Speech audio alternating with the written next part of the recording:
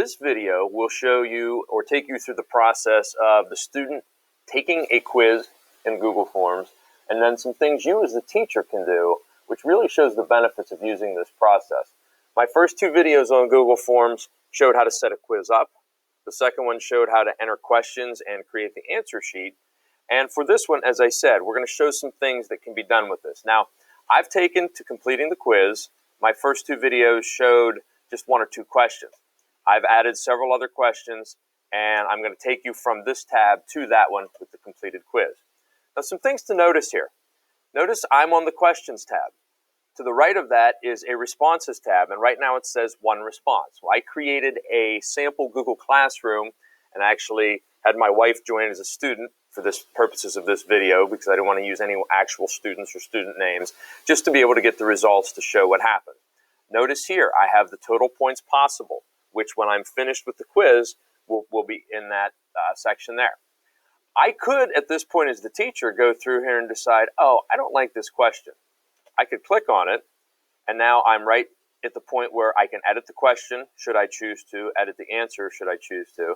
But for now, I don't need to do that. I just wanted to show that that is one of your options.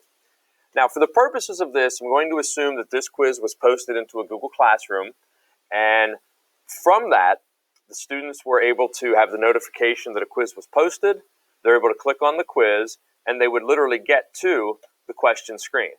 They would go through one question at a time in varying order because that's how I set it up. They would see if they were correct or incorrect because I created the answer key as I went through from my previous video.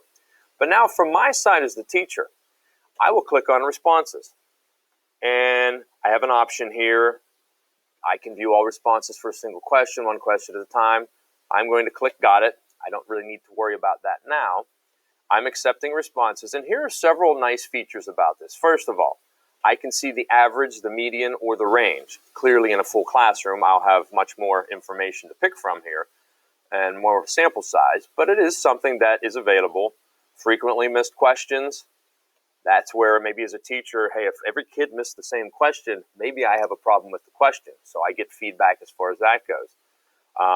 And they're telling me which the correct answer was, how many chose the correct, how many would have chosen the incorrect, going down through to the rest of the questions on there. This one was correct. Again, if you have more students taking the quiz, there's more data to choose from, and it's a really nice tool for analysis, especially in this day and age when our administrators and truly ourselves should be seeking analysis of what we're doing. We are data driven, and so we need to have this information, and this is a great tool for you for observations, evaluations, that type of thing.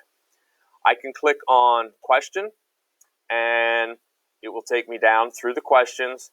I can see how this particular student did.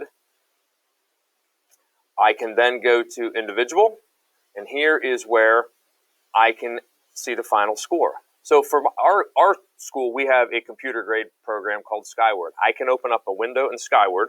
I can have it set up to enter the grades, and I can I could literally go through student by student. Okay, this was Johnny Smith. He got 4 out of 10. Enter 4 out of 10. And when I have more student responses here, I can just continue to click on the next response. It will give me that name, give me that name, give me that name. I can go down through here and see all of the questions, all of the answers. Now, the one thing that I did make as a change that I normally don't do is for this one, I did not have it set up to have students' email sent to me. And I also did not add one of the questions to be, what is your name? And clearly here, I have no way of knowing who this is. If I go back to my original one, I have the question of, what is your full name? And I also have this one sending in email addresses. It's one of the things that I changed and set up in my parameters under settings. So make sure you do that, as is recommended in my other videos. This one, I wanted to show what happens if you don't. I have no way of knowing. Normally, the one of one would be over here, and it would say smith at whatever the school district email address is, so you would know exactly who that is. So again, in your settings, make sure that you have that. Otherwise, you really have no way of knowing who took that given quiz.